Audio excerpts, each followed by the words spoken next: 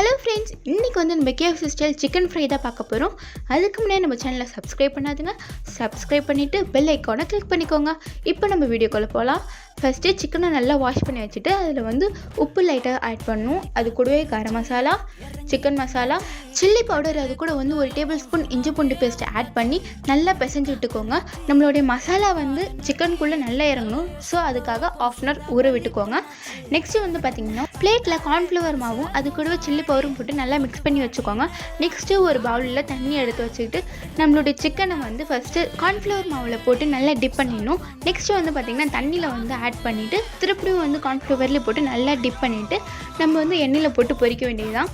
ஏன்னா அப்போ தான் வந்து மேலே அந்த கிறிஸ்பியான டெக்ஸ்சர் வந்து நம்மளுக்கு கிடைக்கும்.